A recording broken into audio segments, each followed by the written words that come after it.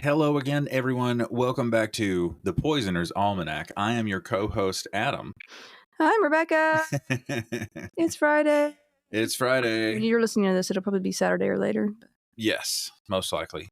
Oh wow, yawn just hits me. It's finally February. Okay. It's finally February, but I'm still tired. Okay, if you don't mind, I'm gonna close my eyes and fall completely asleep I'll while sing you do you- this podcast. I'll sing you a if that's okay. song. Yeah. We're the Poisoneers. You can be one too. Because knowing what kills us is the thing to do. Okay. Shooting and polluting is not the way. Here's what Captain Poison has to say. Did you just make that up? Yeah. That's incredible. I'm pretty sure polluting is actually in the song, so I kind of stole from that. Man, You you should do that every okay. time. If y'all don't know what that's from, we are too old. We are. We draw Social Security. Not really. I wish. I told a coworker at my That'll job. probably be gone by the time we're old enough to even do that. Probably so. I mean, Let's be honest. I'm going to have to start raising goats or something. Goats. Well, see, there we go. We just I'm decided. really good at Stardew. Okay. I am. So father-daughter dance tonight Mm-hmm. at my daughter's school. That's going to be fun. That's right. I'm gonna get me a glass of wine and just hang out by myself. She's probably going to last a solid 45 minutes. It's a 2-hour-long event, but she's going to get bored. And She'll just run. Her and her little friends will run back and forth and take selfies and be done. Yes. There will not be any actual dancing between myself and my daughter. I don't think so. Well, just be nice to her. She has her first pimple right now. Oh, right. That was a trip, wasn't it? And I was like, she's like, what is this? And I was like, it looks like a zit, And she was like, a pimple? But then she got excited because she was like, does that mean I'm a teenager now? No, you're 9, but here we are. But so I showed her, how to not pick at it because that's not the way to go. And I showed her how to helped her with a little bit of, young kid skincare. There you go. So I like it. Story time. I escaped a religious cult 7 years ago. Without going into too much detail here, let me just say it was an extremely difficult journey.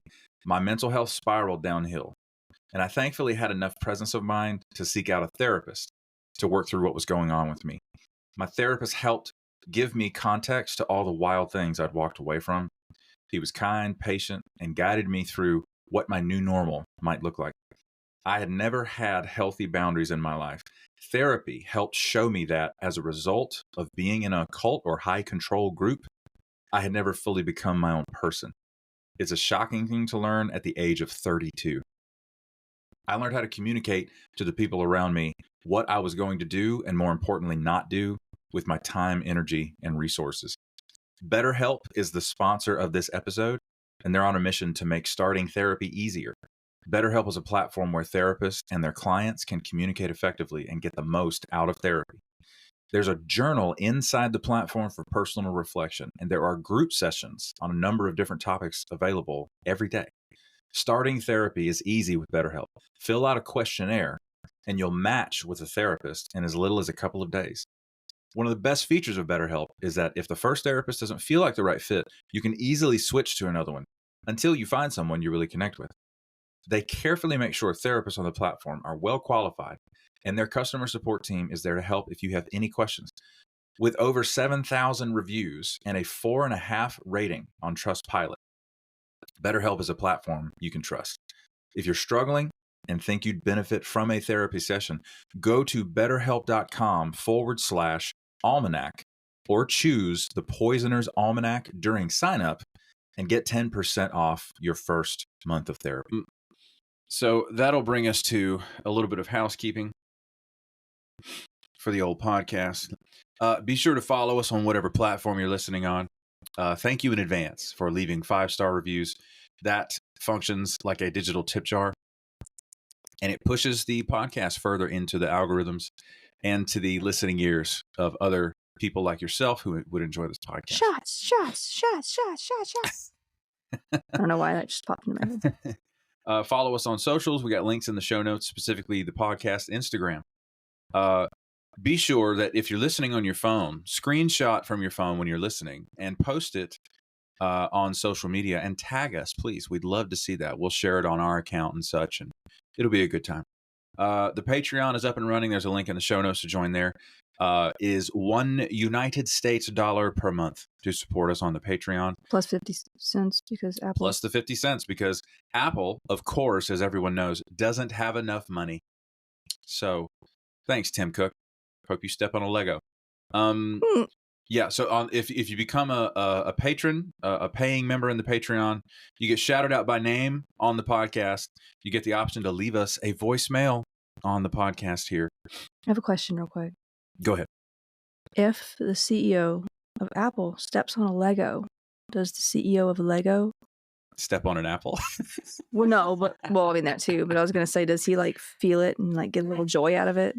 Is it like, I don't know, like the CEO of Lego has a psychosomatic connection to every single Lego brick. He knows. Oh, that'd be funny. Like he just randomly giggles throughout the day. He's like, he's got like Tim Cook today. Anyway.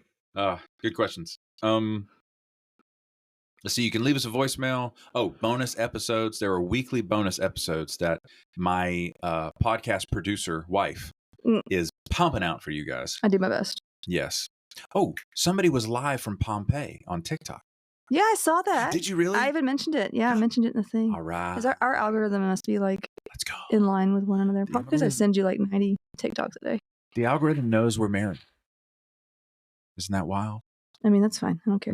I just want to keep watching my weird videos. The algorithm that make me laugh and give me dopamine. The algorithm knows that I think you're hot. Incredible. But I do say it a lot.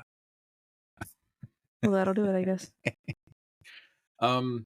So yeah, bonus episodes, and also we have merch. We got a link on the Patreon there if you guys are down for some merch. I think the link is also in our link trees on our socials if you'd like to. Hoodies, t-shirts, stickers, etc., etc. Becca was wearing her Poisoner's Almanac t-shirt yesterday, and it is a whole vibe. Yeah, immaculate vibes when you have that t-shirt on. Because here right now it is 75 degrees and up. In here in Georgia. 75 degrees on the 7th of February. And that little gopher whatever dude. Groundhog. His behind was like, it's going to be 6 more weeks of winter. And, you know, maybe he just didn't want to come out right now because he saw the state of the world and he was possibly like, screw this. Possibly. And speaking of being shouted out on the podcast by name, all of those people are as follows. 87 Pins Girl 71, Mara Santiago, Kate the Fairy, Grace Lahan, Genevieve, Nahev Shatreet, Jay Wendt, Inken Hafner, Kira Yorsek, Tay of Sunshine, Monique, Shane R., Sue Steves, James Mills, Megan Geiler, Liz B., Willie Wolf NZ, Mama G., Nicole Rivers, Richard Miyako, Heather Nolan, Katie Rose, Kaylee, Sasha Rubel, Maya Showstock, Maggie's Yarm, Ogre the Viking, Lynn Rocket, Brett Moser, Zaid, Neil Houdini, Nicole Crane, Jefferson Vargas, Carmen Q, Sarah G, Knittin' Ninja, Estar, Olive Octopus, Betsy Rich, Terrorsaurus Hex, T-Bug, Christine Moljadi, Morgan Brittingham, Blau Frosch, a.k.a. Clara Jurisons, Vix, Caitlin C., Anne Maria, Carl Ziegler Jr., Clyde, Jennifer Wilson Richter, Macaulay Sterland, Too Fidgety, Wendy G, Elena MK, Vilma Anderson, Caitlin Martin, Pungrand 101, Minna Snoda SPT, Michael McCombs, Tasha, Stuart Slattery, Prim Risen, Simone Valdez, Christian Skredergaard, Tina at Have Not Had My Coffee, Maria Anna, Bonnie, Oma D, Rynell Alara, Kristen Arnold, Aaron Carey, Lynn Simpson, Melissa Emmel, Desiree Davis, Jennifer Ramirez Johnson, JRJ to the people that know her, Dalek Party, The Warped Witch, sometimes Jules, other times Julia, Mr. Slave, and a brand new patron. Please welcome Dizzy Dancer. That's fun. Super fun. Thank you all for all of your support of the old podcast. Whenever you say Too Fidgety, I get the song in my head. Too fidget to quit. Stuck in my head, and I know that's not the way the song goes. It was a song from the 1990s. Too legit to quit. But like it's fidget. Got it. Yeah. If you put the emphasis on a different syllable, it works. Phonetically, it works. Could, yeah. So thank you guys for supporting the podcast. Also, send us questions or content suggestions to the podcast Instagram with a comment or a DM. Also, leave us a voicemail. We'll repost the link on the Patreon ASAP, so you guys can do that. And speaking of comments and such, we got a comment on the Spotify. Let me pull this up here. This was really cool. I want to say that you've been DMing back and forth. Liz Bianchini, she's an instructor in maybe microbiology.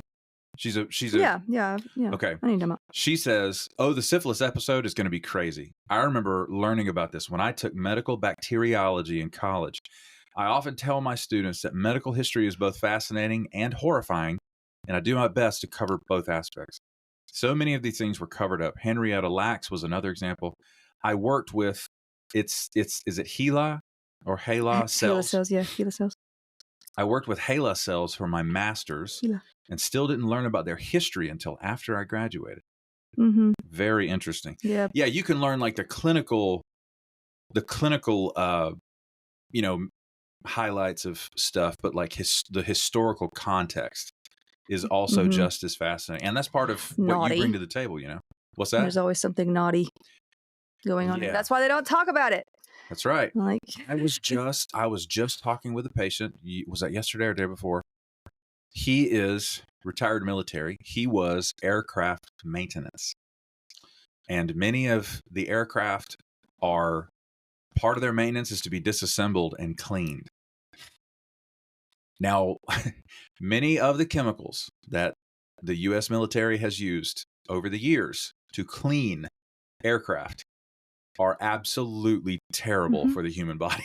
Well, we talked about like the de-icing agents too, and we talked about what is it? Antifreeze. We talked about antifreeze and ethylene glycol and all that. Yep.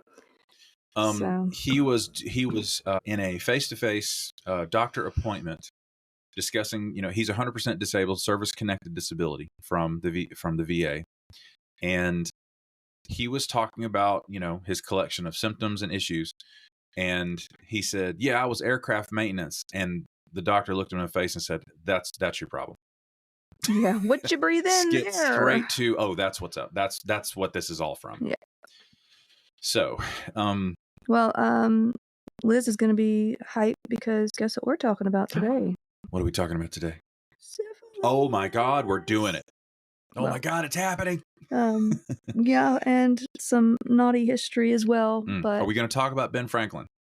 I'm not talking about Ben Franklin, but I'm actually, later in the episode, I'm going to talk about the Tuskegee experiment.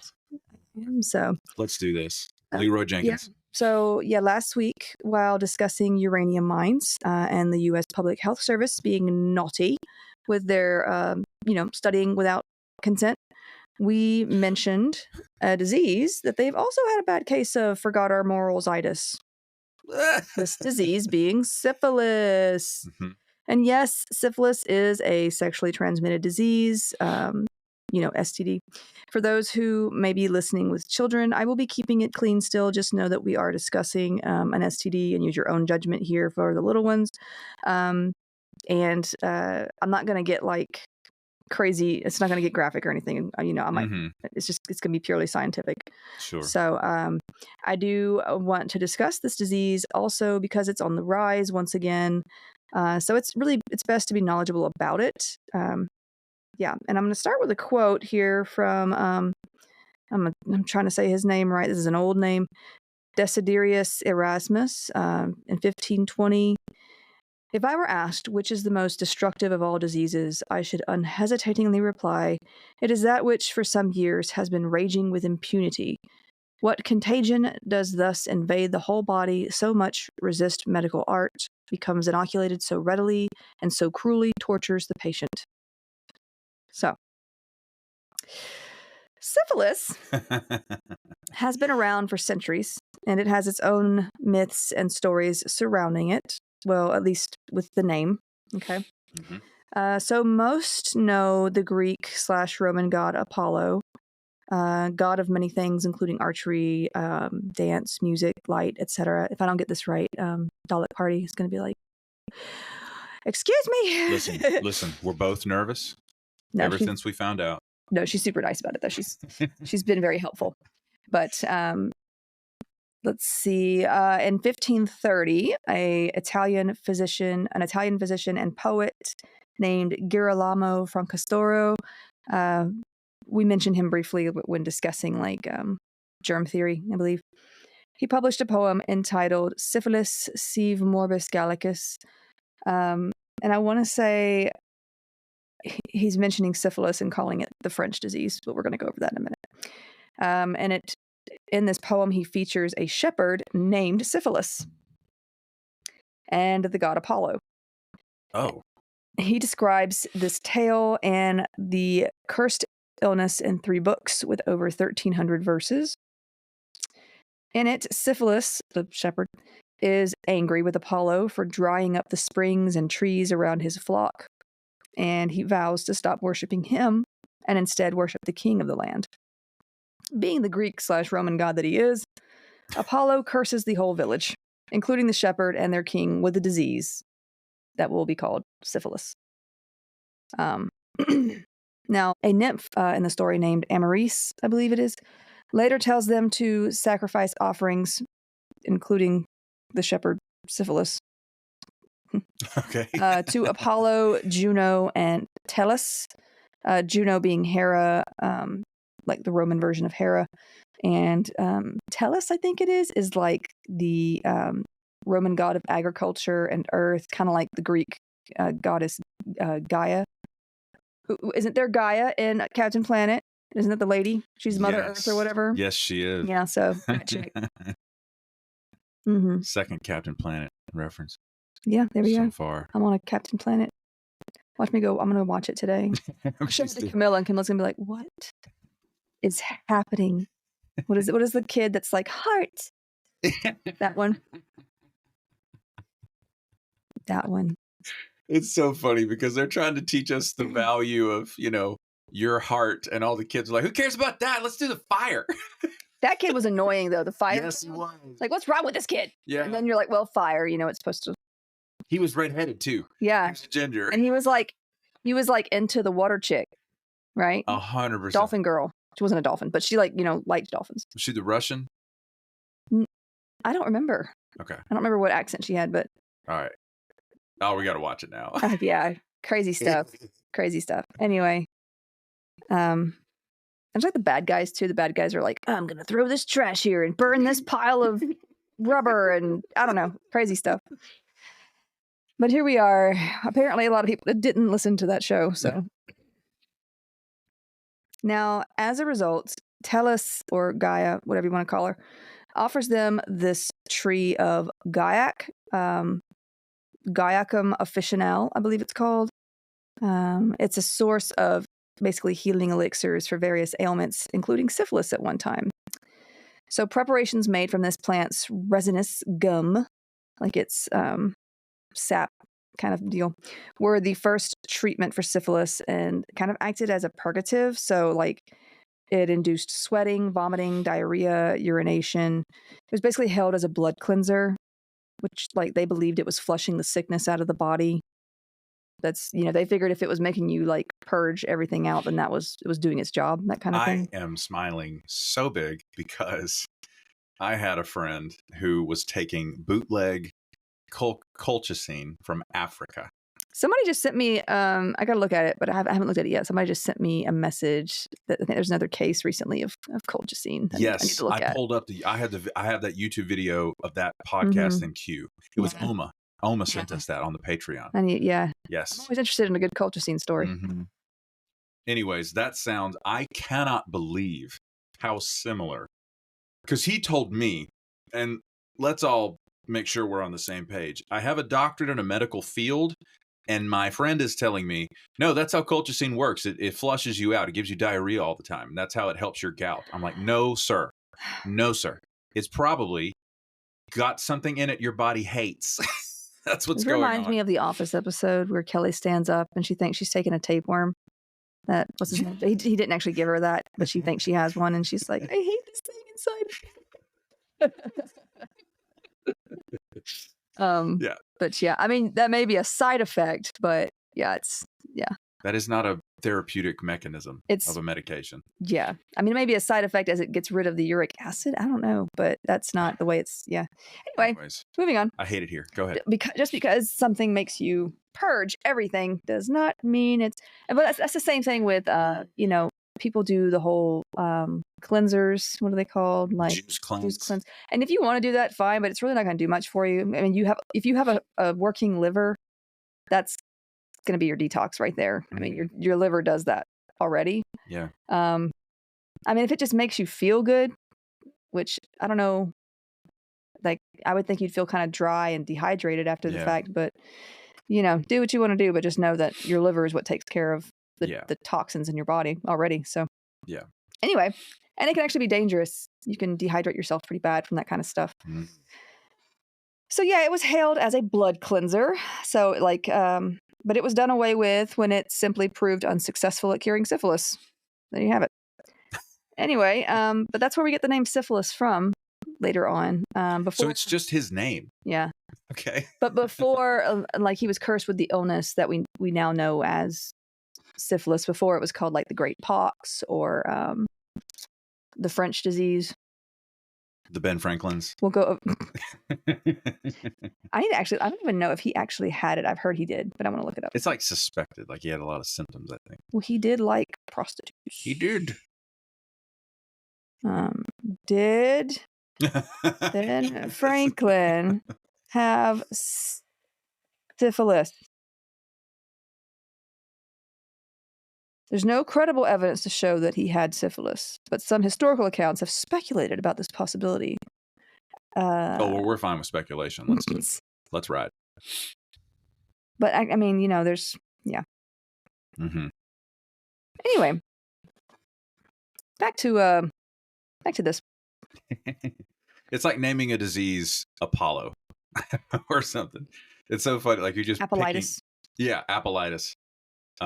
The Zushian pox. We're gonna explain too why it was called the French disease, because it was called the French disease and it was called like the French disease. It was also called the Neapolitan disease. It's been called been called many things, but we're gonna get to it. It's also been called the Great Imitator because throughout history it's kind of imitated other, like it. For some, it kind of looks like leprosy, elephantiasis. It can look like just a couple of different things. So. Which we'll get there. Elephantiasis obviously being a hallucinogenic state where you see elephants everywhere. I'm just kidding. Not gonna lie, that would be interesting though. Okay. But yeah, so where did it come from and how did it show up as a human disease? Basically, where did this come from? Tell me. There's a lot of debate about the origins of about the origins of the disease itself. But it showed up in Europe in the late 1400s. The first documented outbreak was around 1494 in Italy during a French invasion. This would be how it gained the name the French disease. So like in Italy, in Naples, they called it the French disease. But then also like the French, of course, called it the Neapolitan disease, blaming it on Naples. Later, the Russians called it the Polish disease. The Polish called it the Turkish disease. Are you joking? And this then is so much fun. The Turks referred to it as the Christian disease. And so on. And so on and so on. So it's been kind of, you know. Oh, man, that's so much fun. Basically, if you don't like someone, blame syphilis on them. CrossFitter's disease. Oh, my God. You did not go there. So I would think the CrossFitter's disease, though, would be rhabdo. There's actually a disease associated with CrossFit. Yeah. Congratulations, you just played yourself. Yeah, and you know, just be careful out there. He's got the CrossFits. Not the CrossFits. The Christian disease. That's my favorite one. We now know that it is caused by the bacteria Treponema pallidum. It's closely related to other Treponema species or subspecies, such as the causative agents that cause yaws. I'm going to go over what these are. Okay. Crossfiticus. Pinta, difficile. which I'm like, wasn't that one of Columbus's ships? The Pinta? Yes. I had to memorize the stupid ships' names like I cared. We did. And I think it's Bagel. Yeah, I honestly I have not heard Bagel? before. No, Okay. before like looking into these particular illnesses, I'd never heard of them, and it's probably because most of them are found in either tropical or very arid, like Okay. desert type Okay. regions where we don't live. But Mhm. yaws is an infection of the skin and bones, primarily in children. It involves painful nodules that become ulcers. Pinta is, I'm saying pinta like a stupid shit too. I don't even know if it's pronounced that way, but it's what I've known. So, is a less serious skin infection. These two are most commonly found in tropical areas like South America and the Caribbean. Bagel is, I hope I'm saying that right. If not, and if you know, feel free to correct me. Bagel. It's not bagel. Okay. Why should it be bagel? I mean, It's not bagel. we have experts in our listenership that can It's a correct us. J. Bagel. It could be. Okay. It's a chronic infection of the skin, bones, and other tissues, often resulting in disfigurement. It's not venereal itself, but there is some belief that it can cause venereal syphilis if spread in such a way. Ooh, Which, I mean, like, interesting. yeah. So it is commonly found in arid places like the Middle East and African countries. So, Mhm. yeah. So syphilis is related to these other illnesses. There was this prevailing theory from the 1950s known as the Columbian hypothesis that it was brought back to Europe with the return of Columbus and his crew from the Americas and the Caribbean and all that, you know. There is evidence in the skeletal remains of Treponema peritonitis, which is also related to syphilis in the Yucatan Peninsula, dating back to 9,900 years ago. Further analysis of remains shows that syphilis was in the Americas as far back as 9,000 years ago. So, you know, meaning the disease was here in the Americas before the Europeans showed up. Also, the appearance of syphilis in Europe is in sync with the return of Columbus and his raunchy men.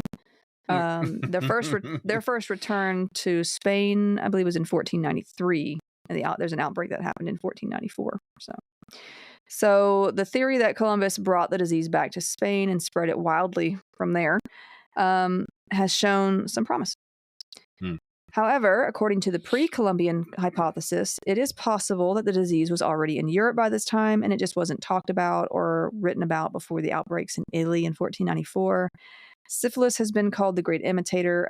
Like I said, it can imitate a number of diseases, including leprosy, also known as Hansen's disease, other STDs, scabies, at first at least. For this reason, there are many who believe in an alternate theory involving its origins in Europe. This other theory purports that syphilis was here before Columbus ever went to the Americas and Caribbean. It has been revealed that yaws may have been around in Finland, and syphilis may have already been in Estonia as far back as the earlier 1400s, though exact timing really can't be proven yet. Some use medieval art to add support to this theory as well, though, as seen in characters of paintings with obvious signs of the disease or perhaps diseases that look like it, such as deformed features and sores in certain places. Whether or not these subjects were suffering from syphilis as opposed to another illness, however, really can't be proven. The Columbian hypothesis is, I think, the most believed or, held up pretty much. So like that he brought it back from the Americas / the Caribbean. That's the one that people have held most to. So, I mean, it makes sense. Microbiological sense. Yep. Yeah. So anyway, or epidemiological sense, whatever. Yep. And they were. Anyway, I'm not going to go on Columbus because we'll be here all day. Oh boy, be here all day. Why does he have a day? Yeah, the earliest known depiction of someone with syphilis, like in artwork, would be in 1496 in a woodcut of a soldier being afflicted with horrible sores. This was by Albrecht Dürer, titled "The Syphilitic Man." So, pretty sure that we know that he had that. There were also other artworks and paintings featuring the disease. Some used art as a way to sort of push the stigma that became attached to it as well. There were works of art showing those ill with such diseases as leprosy and syphilis tormenting Jesus on the cross. and another in which Jesus and there's like, and it's like graphic, like just like naked people with syphilis dancing around. Like, look at me. That is not canon, as far as I know. Well, here we are. But it has to do with like the stigma that you have this because you're being punished for your sins, and like you have this because you were, Sure. It's not bad enough to have an incurable disease like this in a very embarrassing area. You also need to bring Jesus into it. Yeah, because you blasphemed and now you're being punished is what basically the stigma was, kind of. So yeah. Also the idea of the femme fatale, or the poison woman, in stories comes from the idea that women with syphilis were spreading it around intentionally. Like, what's one source of where that comes from? Okay. Even Shakespeare mentions the symptoms of the disease. I think it's in Much Ado About Nothing. I think he mentions the symptoms of it. It was first described by a military doctor by the name of Cumain in 1495 around the Battle of Fornova. According to him, and this is his words, many knights or infantry had spots on their faces and all over their bodies caused by the boiling of the four humors. So we're still believing in the four humors situation here. He also described ulcers on the genital area, as well as incredible pain in the arms, legs, and feet, followed by large spots, as he called them, that would last for up to a year. Another doctor present at the time noted that there were people who lost hands, feet, eyes, and noses because of the illness, because it attacks different parts of your body and cuts off, blood flow to those parts. And so, wow, that's crazy. There you go. Yeah. So, like, this stuff, part of your body just rots off. It was quickly discovered by the end of the 15th century that the disease was connected to sexual contact, and the first bit of advice was to avoid, was abstinence to avoid the disease. And of course, women were blamed for spreading it instead of men, as prostitution was often the only job some women at the time could really earn money through. Right.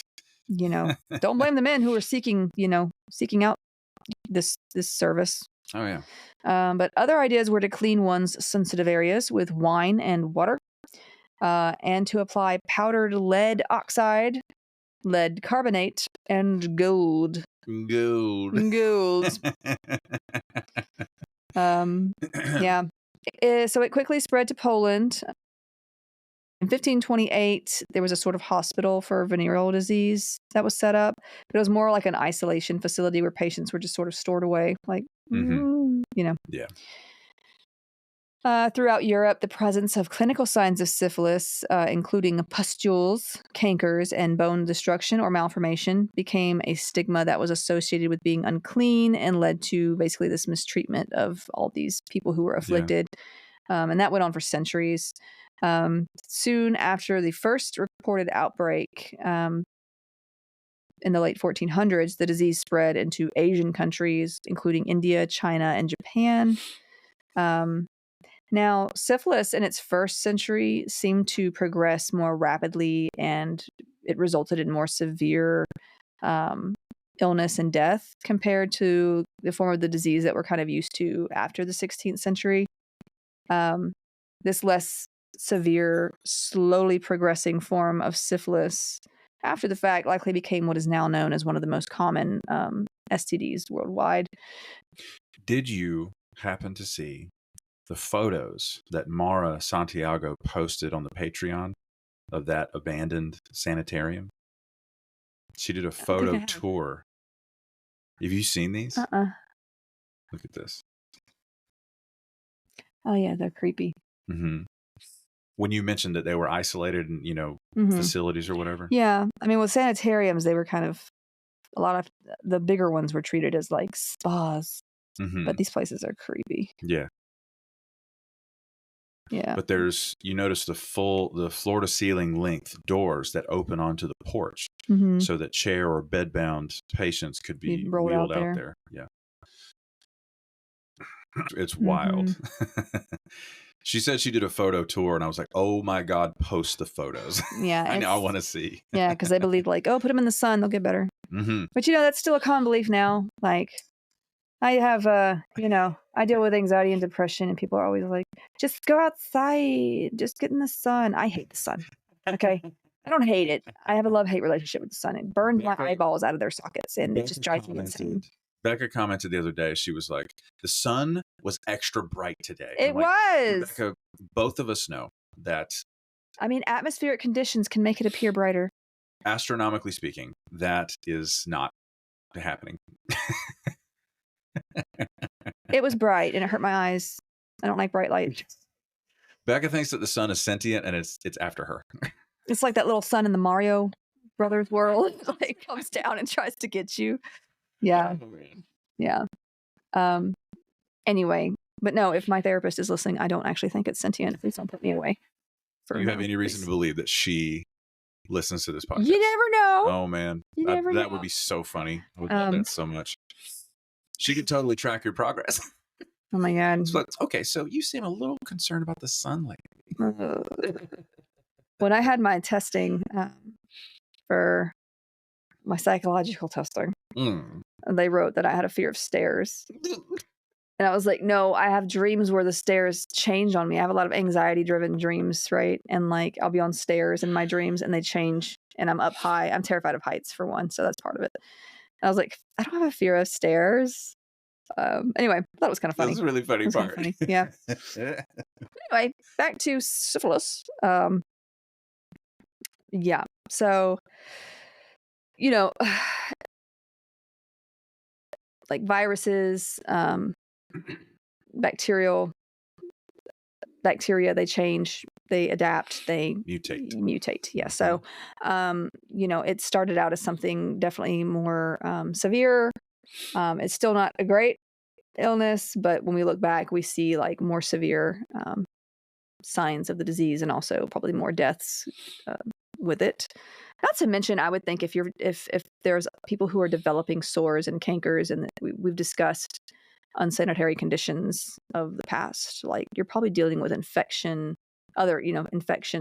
with that too, and maybe getting septic and things. So, something to think about. Yeah, there's so much overlap. They can't. Yeah. Microbiology, microscopes are not a thing at this point. It's the humors. Yeah. Now, some believe the disease, and I've kind of briefly touched on this, was a punishment for one's sins and that it should not be fought. Like, caused by the devil. They're big on the is it FAFO? Yes. Big on the FAFO thing there. Well, you see is what happens. Unless you're in charge. Now this is also part of where the stigma comes in. Now those with syphilis and leprosy, as it too was seen as a punishment, were isolated from society, treated like trash, really. And you grew up in church, right? So I know exactly what this is like. No, I mean, no. Oh my God, that's not what I meant. Oh, I do. But like you've heard the stories of like Jesus and the leper. Like nobody wanted to be around them or touch them. Well, it was part of the Mosaic law. Right. You cannot touch.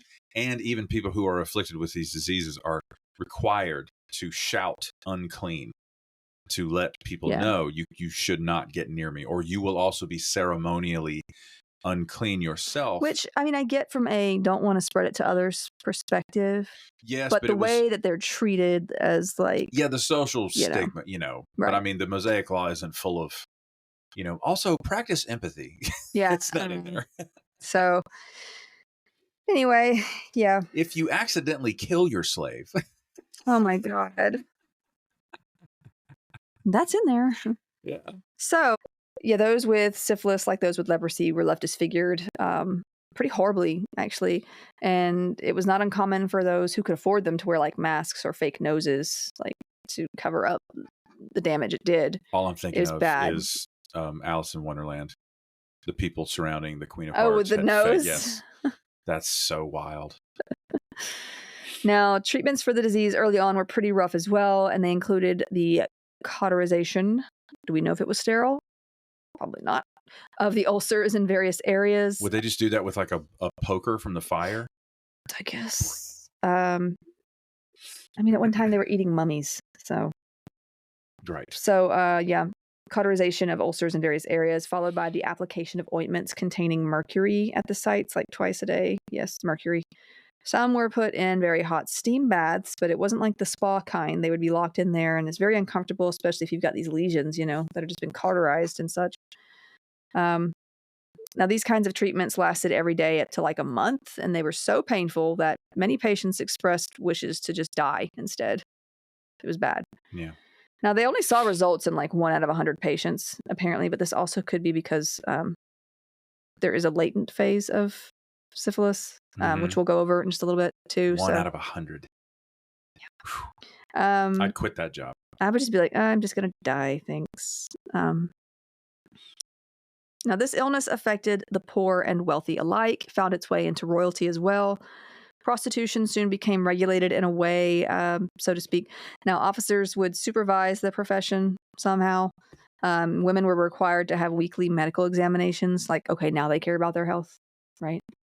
It didn't seem to matter, though, because the illness continued to spread pretty rapidly among the royalty throughout history. Especially, men would be infected by mistresses or lovers and end up spreading it to their wives as well. Perfect.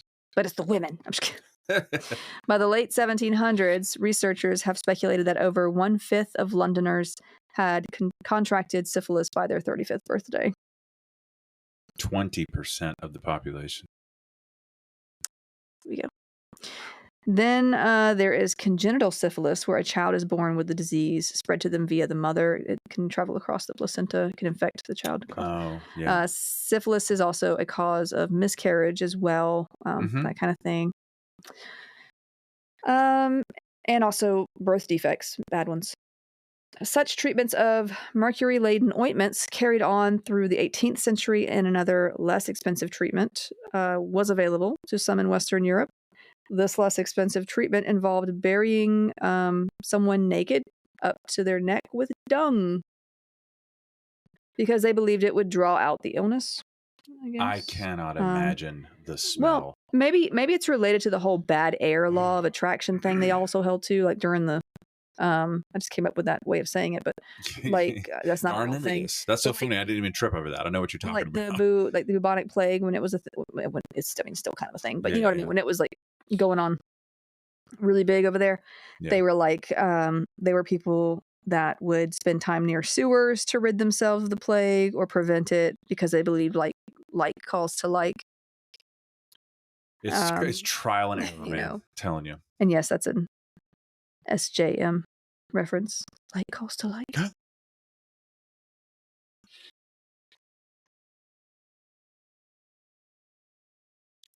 Short pause here, because Adam is currently at the daddy-daughter dance. So instead of Adam for the rest of this episode, we have our good friend Erin Fortenberry.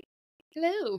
Yep. So actually, if you guys have seen the design for the shirt and the stickers and stuff, and like the one I have up, I think for the Instagram, like picture, avatar, whatever, she actually designed that.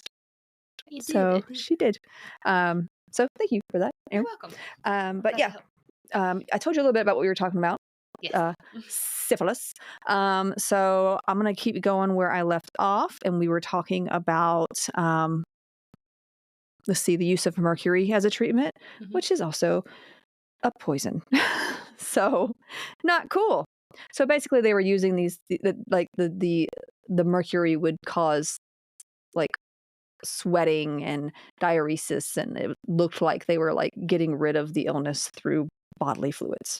So they were like, this must be working, right? A negative and a negative. Yeah. Don't mean a positive in this case. Wasn't pleasant, and it wasn't working. So, yeah, kind of like you ever like your mom puts something on a burn and it hurts, and she's like, that means it's working. Yep. Yeah. I remember. That doesn't always mean it's working. So no. But yeah.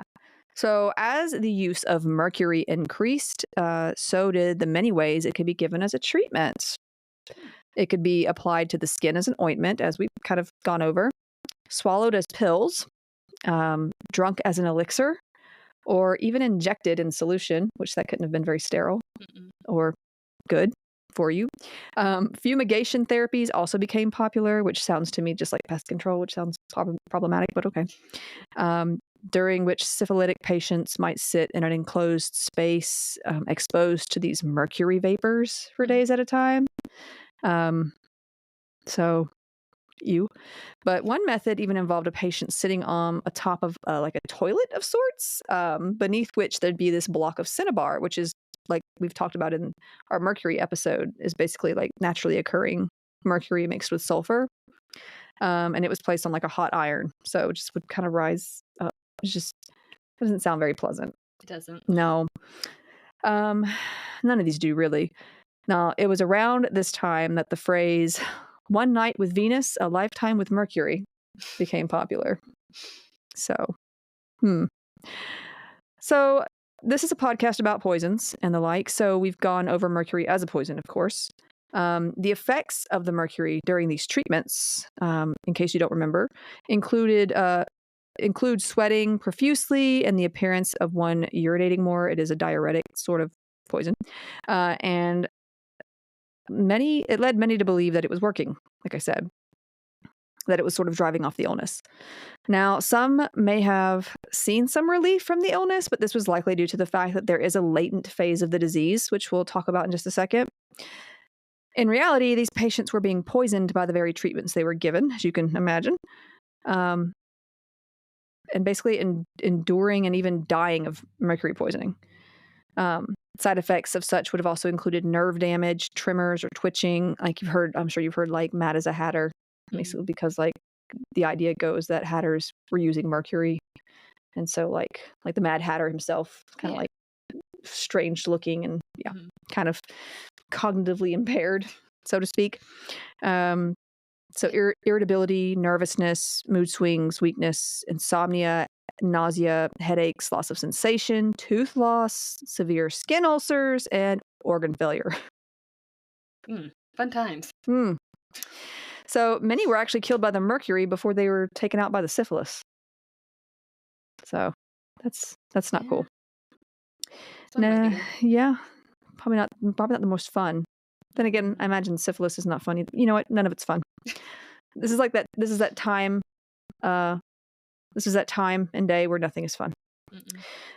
So I feel like I've only referred to its symptoms, syphilis, and quickly moved on to treatments and such because I got excited about the mercury, poisons. So to stop dancing around the subject, let's discuss what these symptoms are. I do need to say that it is theorized. I think I mentioned this earlier. Syphilis may have been more virulent in the past than it is now. Like it was higher in its effects and morbidity as well. So like people died of it quicker and more often at the time. So, but it is still a pretty horrible illness. There are phases of syphilis that we now know about. And I like to say that like I feel like sometimes viruses and bacteria, for what they are, they're actually quite smart. Like they adapt and evolve so that they don't kill off their food source, so quickly. Right. A little too smart for their own good. Yeah. So they evolve in such a way like, it might still kill you, but it's going to kill you slower. Right.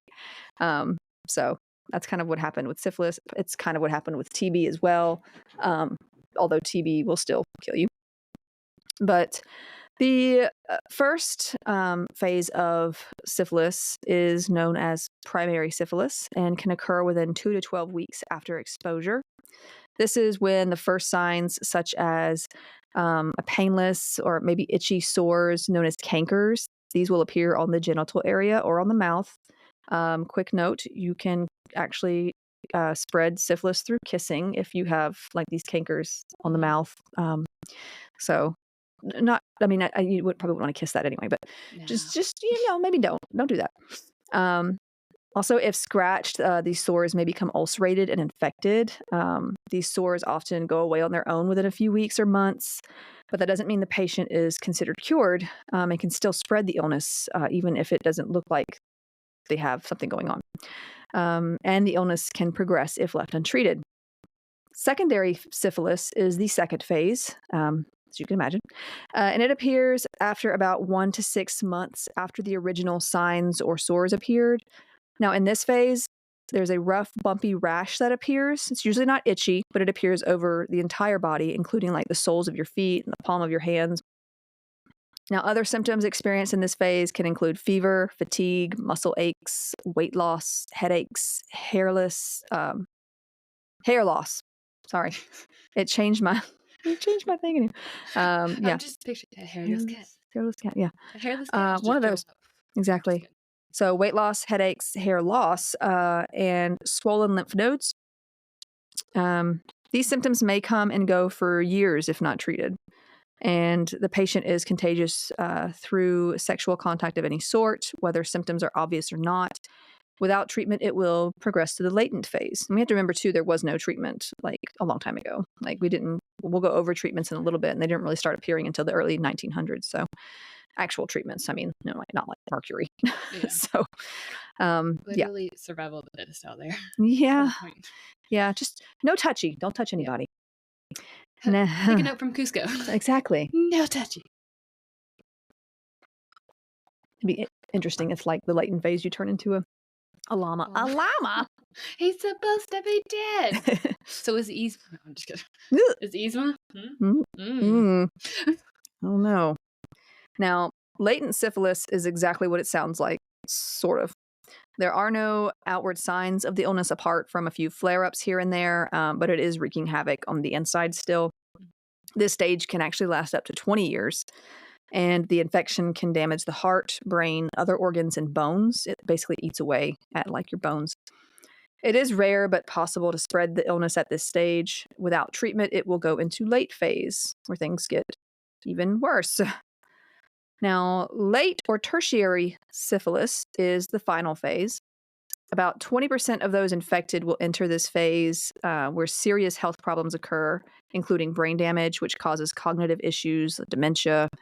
It'll cause heart disease, movement and muscle disorders, nerve damage, overall, seizures, and blindness.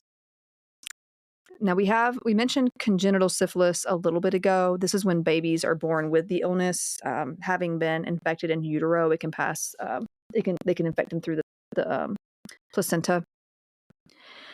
It can cause severe health problems and death in infants. It can, if diagnosed early, between 0 to 2 years of age, it can be diagnosed through proper prenatal or postnatal care of the infant, but it can also, unfortunately, be late diagnosed after 2 years of age. So, and obviously it's worse if you diagnose it later. Now, while some may exhibit symptoms at birth, over half of newborns with syphilis do not show any symptoms, though they may develop like weeks or months later. Early signs, if signs are present at all, include poor feeding, runny nose, in which the mucus is very contagious with the bacteria. But see, like, this also looks like, baby's got a little cough, or a little runny nose, or a little, yeah. So, like, that's hard to tell just from that. But they can also have something called saddle nose, which is where, like, the bridge of the nose is like low or flat because of basically deformities of the bone there, the cartilage in the bone. Painful fissures of the lips. Almost looks like they've been chapped for way too long. Rashes, fever, enlarged liver and or spleen. Also skeletal abnormalities. Now, babies not treated early may develop worsening damage to the bones, teeth, eyes, and brain. If late diagnosed, after 2 years of age, these often present with something called Hutchinson's triad. So this is a grouping of symptoms including keratitis, which is the inflammation of the corneas, which would cause pain and vision problems. Hutchinson's teeth, where they have like smaller deformed teeth, very spaced apart usually, and deafness from nerve damage. Other symptoms can include saber shins. This is like the bowing of the tibia, or it just kind of looks convex. The bone itself does. Swollen knees, prominent brow ridges, jaw and palate problems. Without treatment, clinical symptoms such as anemia, cerebral palsy, abnormal x-rays indicating bone loss or malformation, jaundice, which is like the yellowing of the skin or eyes, That's indicative of liver failure. Excuse me. Hydrocephalus, pseudoparalysis, raggedies. This was a new one for me. These are fissures, cracks, and scars around the mouth and nose. So it just like, Gotcha.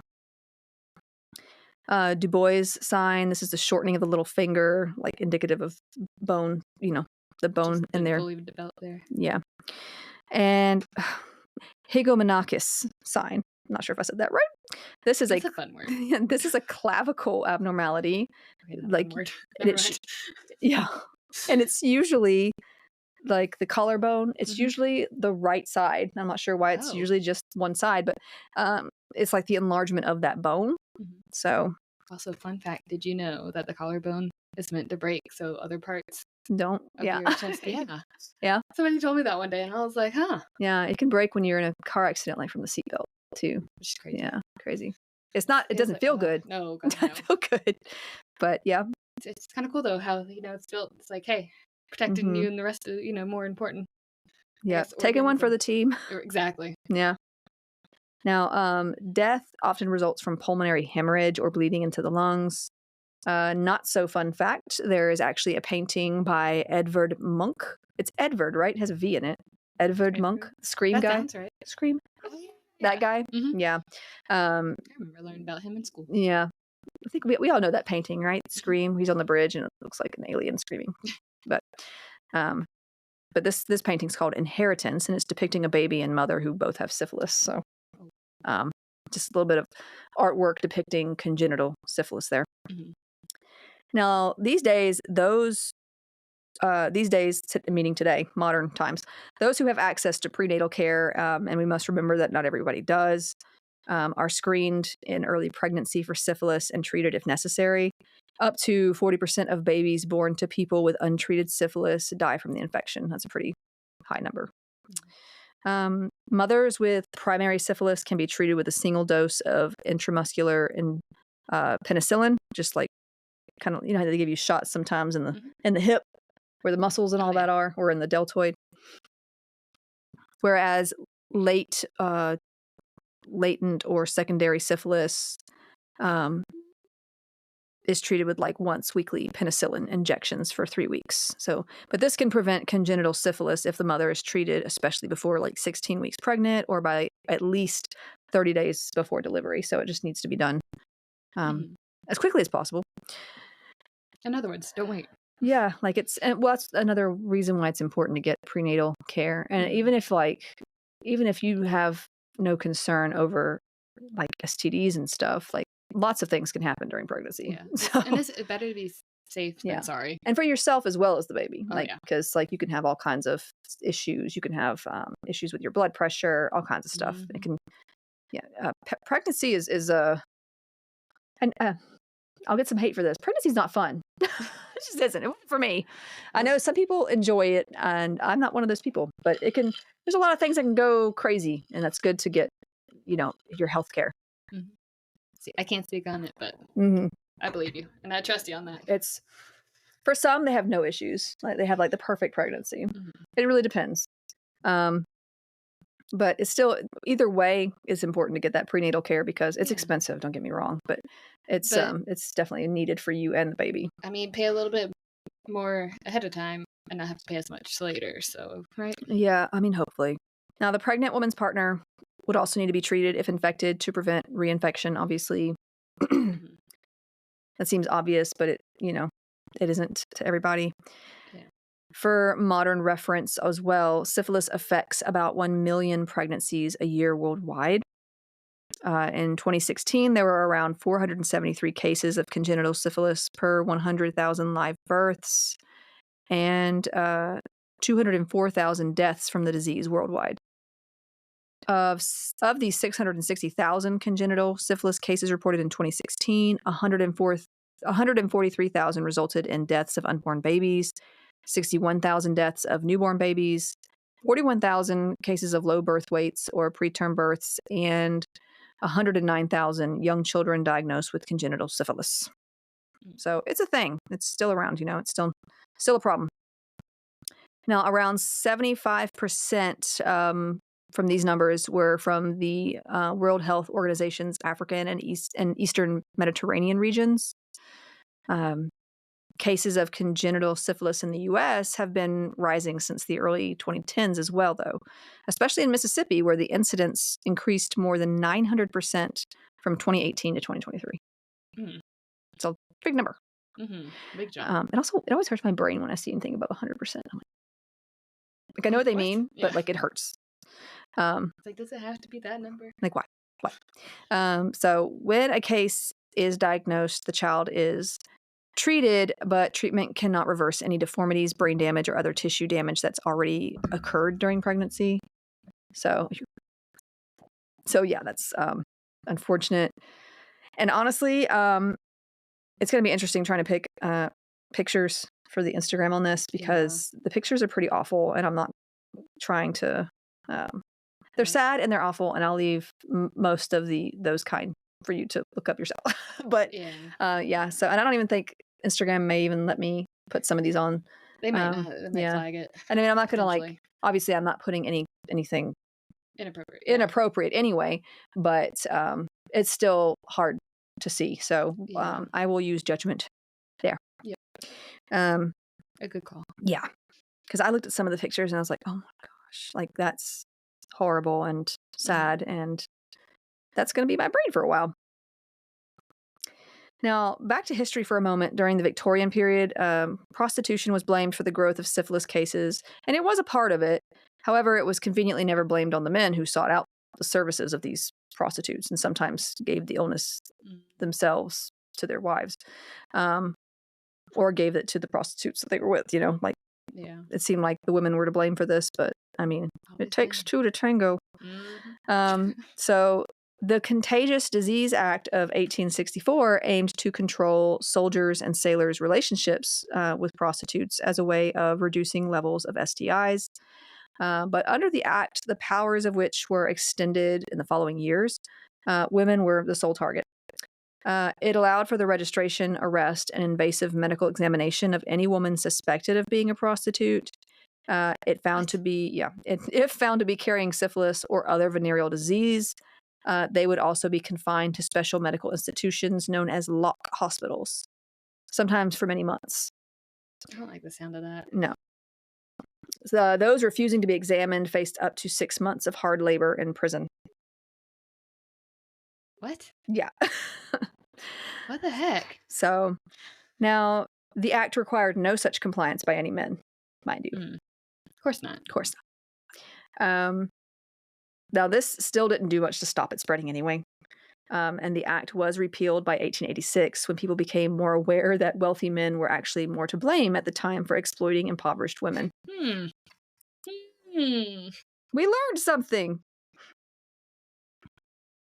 So, we've discussed asylums here before for those with mental illness and cognitive disorders, back then called insane asylums, as you can imagine. Now, it's actually estimated that a good 20% of admissions to these facilities were those suffering mental impairment due to late-stage syphilis.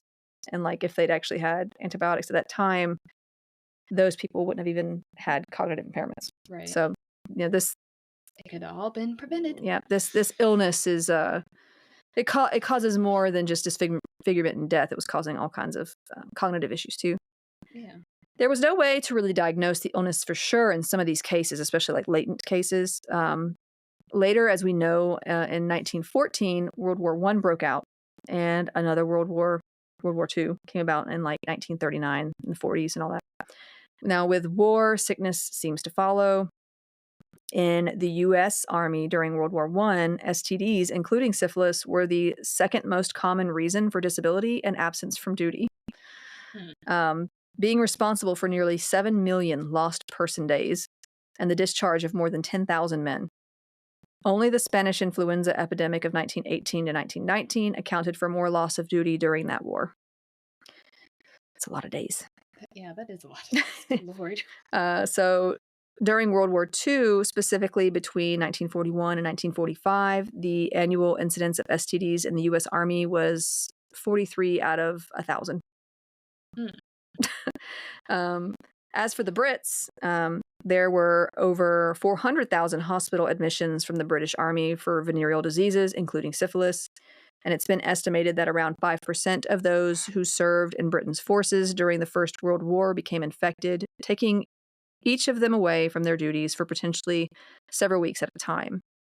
So it was becoming a problem for like wartime stuff too, because like now like they're losing manpower basically, but here we are. Decisions were made. Yeah. Syphilis was the most serious venereal infection, but if treated early, there was a drug at this time, we'll discuss in a minute, by World War, honestly by both World Wars, I believe. Yeah. At least the second one. It might have been sort of still just getting known about in the first one, but okay, gotcha. Because things are going slow back then too. They had other priorities at the time. Yeah. Kind of. Yeah. Other things were happening. Mm-hmm. And also like depending on where you lived too, probably. Because I know like in some places they were still using mercury, like even after penicillin came on the scene, and that was not the first antibiotic used to treat treat this. So yeah. But the harmful effects might have been limited, if treated early, but there were some like people in the military that hid the fact that they had it because they didn't want to be like discharged or or like the stigma that goes with it and all that. So but if you hid it, then that's actually going to cause more trouble and wreak more havoc on your body, possibly spreading it. Exactly. But back to treatments, because things do change with better understanding.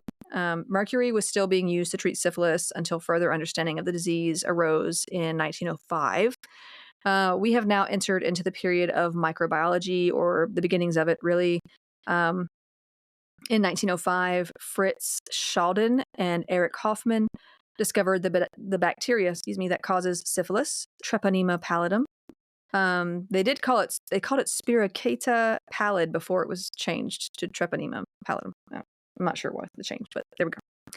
A year later, in 1906, Karl Landsteiner, this is the guy who actually discovered different blood groups and the rhesus factor, which is like Rh positive, Rh negative, kind of deal with blood types and all that. Yeah. He introduced a method using dark field microscopy to identify the bacteria. It sounds like something from D&D. Right. I'm gonna roll for dark field microscopy on this. Sweet. In 1910, German bacteriologist August Wassermann discovered the first blood test for the disease, although it was not always specific. They were working with what they had, which is still pretty, it's pretty good. That same year, Paul Ehrlich and Sahashiro Hata. Paul Ehrlich and Sahashiro Hata. Nailed it. I'm gonna get it right. Discovered the anti-syphilitic effects of the drug salvarsan. It was also called arsphenamine. And this is, interestingly, it's an arsenic derivative. I was about to ask. Yeah, now you've heard us talk about arsenic on the show. It's definitely a poison, but we've actually learned how to take some of these poisons and use them as medications. Digoxin comes from foxglove. Yeah. Right. So, or digitalis, if you will. These morally gray plants. I'm telling you. I'm just kidding. I'm kidding. I'm sorry. It's the Zayden of botany. If you know. Yeah. If you know, you know. So, yeah, they discovered this drug salvarsan. Just easier to say that to me. And that it would basically treat syphilis. Now, this would be the first effective cure for syphilis until the discovery of penicillin in 1928. Though it would not be, penicillin wasn't really used for syphilis until like the 1940s. It was discovered, then used later for this particular illness. By 1947, penicillin was the standard treatment and a highly effective cure, with the antibiotic reducing case numbers in the UK by like 90% within 10 years, which is pretty impressive. That is good. Yeah. Now, fun fact about the early 1900s, romantically, from the late 1930s, many U.S. states introduced regulations requiring couples applying for a marriage license to take the Wassermann blood test. A license would only be issued if both were syphilis-free. It was not until the 1970s that these laws began to be repealed, and it was just 2012 that the last state, Mississippi, no longer required these premarital blood tests. I'm guessing they repealed them because it's like a choice thing, like it should be a choice. Which I mean, I would probably choose, like, you know what, yeah, let's get tested because I don't want it. Let's right? make sure we're Let's not make gonna spread it. Yeah, but you know, I could see, like, I guess people wanted to at least have the choice and not be held. Forced to do it. Not to be forced. Something about choice, huh? Yeah, I'm telling you. Today, they still remain in place in several countries around the world, though, probably where it's seen much more. I mean, syphilis is still seen in America, as are many diseases that we think are more ancient. They're still around. Tuberculosis, we have an outbreak of that now, I think, in Kansas. Lovely. Yeah, a lot of old illnesses are making a comeback, and that's not cool. That's not cool. Take your vitamins, kids. Thankfully, we kind of know more. We know we don't believe in the humors. We're not bleeding each other now, so we do know more about stuff, and that is a big help, at least. So I want to discuss a very serious issue involving the U.S. Public Health Service, syphilis, and an incredibly unethical and racist study that went on between 1932 and 1972. This study was done with the intention to observe the effects of untreated syphilis, and it was conducted on only Black men. And there were 399 of them between the ages of 25 and, well, I say between the ages, but basically 25 and older, in the Tuskegee, Alabama area. And they had latent syphilis, meaning they were not showing obvious signs, but had the disease. I'm guessing they like had tested them and everything, but didn't tell them what they were testing them for, because they actually never told them that they had syphilis. Yeah. They literally were like, they told them instead, you have bad blood. They didn't tell them they had syphilis. That's just wrong. Yeah. So now there was also a control group of 201 men who did not have syphilis. There was no informed consent, which today would be a big no-no, meaning that those involved in the study were not informed about the study, apart from it being a quote-unquote health study in general, and they had not really given their consent to be studied. You know, they were just kind of there. So these men, like I said, they were not told they had syphilis, and those being studied were led to believe that it was simply a government-led study for better health. So they were also withheld treatment, even though it was available at this time. And they kept these men in the dark about their health status and withheld medication that would have cured them, so they could just watch the progress of the disease, basically. Kind of like, That's messed up. It's very sickening. So what made these people think also that this was okay to do? That's what my question. Yeah, it's pretty awful, and they've been naughty before. The U.S. Health Service has been pretty naughty before. Tracks. So I do have to share that while no women were directly involved in the study, many were infected because no one was told that these men had syphilis. So also this likely means that children were born with congenital syphilis as a result, or died in utero, as syphilis causes miscarriages and other issues. So for them to just let that happen, like, they're just observing, not trying to help anything. It's just messed up. Oh, yeah. For allowing members of the Public Health Service to observe and study them, the men were given free meals and medical treatment for minor ailments. Again, never being told they had the disease or basically being specifically treated for it at all. Those told that they had quote-unquote bad blood were given placebos for this sort of made-up ailment, right? Basically like vitamins, supplements, or whatever, and that was about it. But basically something that does nothing. Right. Now, by the time it ended, due to public outcry after it was kind of made known about, 100 men had died of the disease or complications of it. 40 wives of those infected had also become infected, and over a dozen children had been born with congenital syphilis. In total, only 70 participants were still alive when it was shut down. And that's the amount of children does not count the miscarriages that might have happened as well. Right. So there was a settlement in 1974, out of which $10 million was divided up between those left alive that had syphilis still and were involved in the study. Heirs of those deceased that had syphilis and were involved in the study, those still alive that had been in the control group, because they were lied to too. They had no idea what was going on. Right. And heirs of those deceased that had been in the control group. Did they at So. least give them some like free treatments after all this? I mean, that's the least they could do. They gave them they got a settlement from it. It did not specify whether they treated them after the fact. I feel like that should just be an It should be, but with them, I don't know. Also, in 1974, the National Research Act was signed into law, creating the National Commission for the Protection of Human Subjects of Biomedical and Behavioral Research.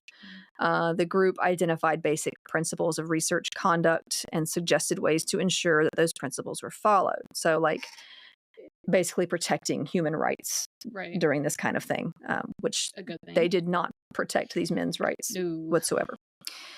So then, of course, we get an ethics advisory board a few years later, which is, kind of, it's good because it keeps them in check. Now, it wasn't until 1997 when they actually received a public apology from a U.S. president. That would have been Bill Clinton at the time, which is a long time after the fact. Now, as I said at the beginning of this episode, syphilis is on the rise. So it's important to be aware of it and important to protect yourself from it. Now, globally, over 7 million new cases of syphilis were reported in 2020. And in 2023, the UK recorded its highest levels for 75 years. Penicillin remains an effective cure, but the increase remains a problem for a few reasons. So, for instance, like when COVID hit pretty hard, like right in the middle of it, public health was obviously stalled, and access to diagnoses and treatment for syphilis, among other illnesses, became more difficult, especially those in impoverished areas or areas already dealing with poor access to healthcare. Another issue is antibiotic resistance, especially recently, and the need to continue to find effective drugs for treatment. Also, there's some that are like allergic to penicillin, and so they use other antibiotics, and so like the amount available to them, especially as antibiotic resistance rises, like that's kind of dwindling. Yeah. But one good example of the issue of antibiotic resistance is with another STD, gonorrhea. Now, there is one recommended antibiotic for gonorrhea, ceftriaxone, as it is the only one left that the illness is not resistant to yet. So yet being that keyword there. Yet. So it's important to think about antibiotic resistance, and the only way we can really deal with this is to teach people to take their antibiotics as prescribed, finish them, don't take them unnecessarily, that kind of thing. Because the thing is, if you kill off just enough of it, but not all of it, it can come and back. it can grow back and evolve and be like, oh yeah, okay, watch this. I'm gonna get tougher, and I'm not gonna respond to that medication anymore. And then you spread that version of it to someone, and they won't respond to medication. It can become a mess. So that's why you should always finish them. Don't just take other people's medicine. That's another thing. I know times are hard, and it's doctor's appointments are expensive. But it's important to not take unnecessary antibiotics and to take them as prescribed, basically. So. We need to be careful out there. People in the 1990s basically didn't think much of syphilis or tuberculosis, for that matter, believing it to be gone as it was one of those ancient diseases. But it wasn't true then, and it's not true now, as we can see. So got to stay safe out there. Yep. And that is all I have for syphilis. I finally finished. Woo! So thank you for helping me out, Erin. Glad to be here. For being my sub for Adam. I'm glad to help. I was about to say, always kind of sat in the background on these, so yeah, kind of fun. Interesting being up here and talk with you. Yeah, maybe you can help me in some bonus episodes coming up soon. Yeah, that'd be fun. Be fun. All right. Well, thanks for listening, guys, and we'll see you later. Won't really see you. We'll talk to you later. Yeah. Bye. Bye.